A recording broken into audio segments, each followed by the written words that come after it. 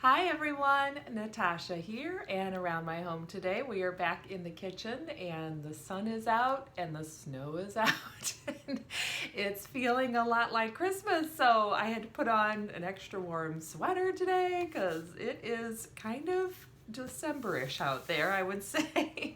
We had some snow over the weekend and more snow today, so we're just, enjoying the festive time of year, making the best of it.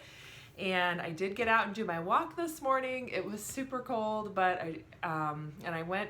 I had to go slowly. I went, but I had to watch my step because of the snow. So that's okay. I got it done, and it felt good to get back inside and get warmed up. So today is Monday, December 16th. And we are on to our super cruising mission number 11. So this is it. This is our last full week before Christmas, and we have 5 missions left.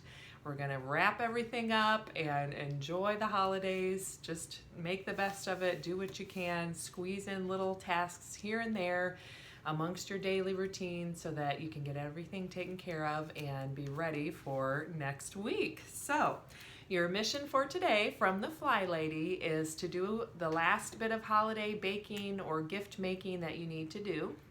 So she mentions if you're going to be making cookies, go ahead and get those made. If you're doing any other kind of mixes, on her website, the Fly Lady has a mix for, what does she call it? It's like a mocha, that might be it. Mocha. She just called it Cafe Mocha. So it's like basically a chocolate coffee flavored drink mix that she has a recipe for. So if you're doing something like that. In other years, I have taken a few recipes from Diane in Denmark here on YouTube, which are really fun because they're from Denmark. So they're not anything I'd used or heard of before. So one of them was a little baking recipe, and it's like a little tiny cookie called, I think it's a pewernoller is how it's pronounced. So it means pepper nut. So you make little tiny balls of dough that have some spices in them. And so when you bake them up, they kind of look like nuts. And there's a little game she shows you how to play in there. I think it's called Mouse. So we've had fun playing that, and we'll probably make another batch of those yet before the holidays are over. The other thing I'll be making are, I have a recipe for chocolate chip cookies that's here on my YouTube channel, so I'll link that down below.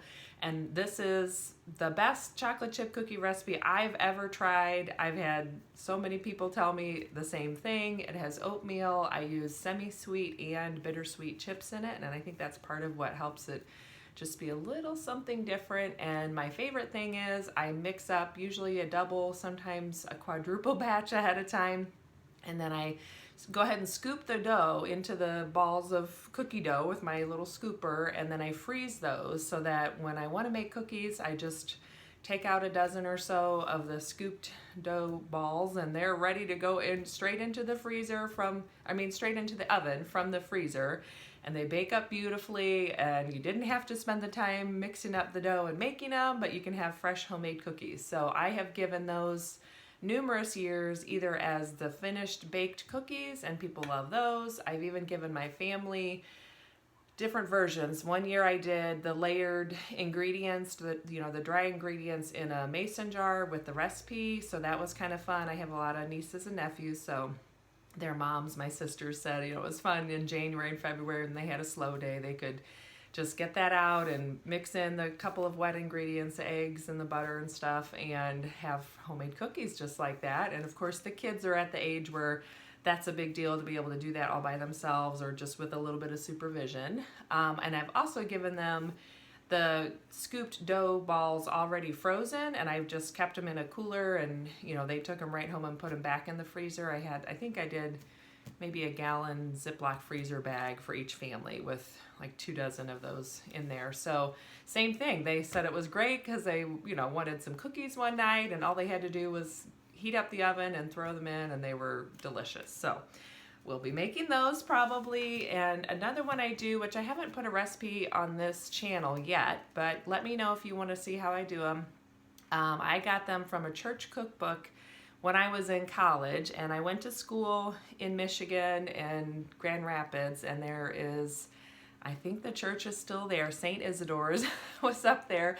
So my dad's side of the family is Polish, and I connected with this community a lot because there was a lot of Polish heritage there. So this cookbook has one of the sweets in there. These are called Polish tea cakes. I don't really know if that's an accurate description of what they are, but they're basically the type of cookie that you roll in nuts and then you do a thumbprint or a spoon print in the middle and put jam in there. But they taste different than other thumbprint cookies I've done before. And maybe it's because they're rolled in nuts. I'm not sure, but they're really, really good. I usually only make them at the holidays, but it's something that my family recommends, or, you know, requests. It's Monday. I might need another cup of coffee, or maybe I should cut myself off. I'm not sure. But anyway, so they're one of our favorites. So some years I've done that where I make, you know, a quadruple batch of those, and then I buy a bunch of jam from the local orchard and all kinds of fun flavors. Like she has one called Black and Blue that's blackberry and blueberry, or anyway, cherry. Just, you can make them and, you know, do like a dozen or two or 18 of each flavor. So then you have a whole variety of flavors to choose from, which are really good too. So anyway, let me know if you want to see that recipe. Put that in the comments down below and I might do that. And then the only other thing I still would like to make before Christmas is so my daughter, who's 5, had initially adopted one of a scarf that I knitted for myself. She adopted that as her blankie when she was an infant. And that blankie hung around for 2.5 years. I think she might have been almost 3. And it got lost at the grocery store, got left behind in the cart, and we went back and looked for it and couldn't find it. So I ended up crocheting another one because I needed to do it a little faster that time. And I got she went to the store with me and picked out the yarn, and we did this, you know, whole thing replacing it. So anyway, that one got lost. So then I had to do a third rendition. I still had the same yarn.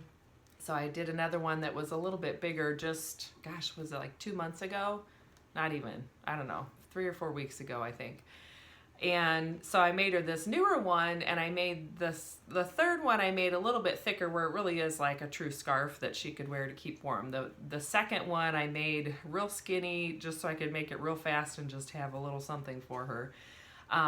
But anyway, so she was wearing that around my nieces who were the same age, and they were like, I want a scarf like that too. So I'm gonna I'm gonna crochet 2 more little scarves like that for my nieces, just kind of because I just thought that was so funny that they were wanting one too, which I don't think either of those girls have a blankie per se. I know one has like a snuggly, cuddly animal that is her favorite, and then I think the other one has a big blanket that's her favorite. But because my daughter's is so portable, being a scarf, and people don't realize that's what it is, they just think it's a scarf, she wears hers and takes hers with her a lot. So anyway, those are the only other projects I have on my things to make list. So sit down for a few minutes and take a look at your control journal and see if there are any lingering projects like that, and maybe, you know, make it a fun evening activity this week with your children, or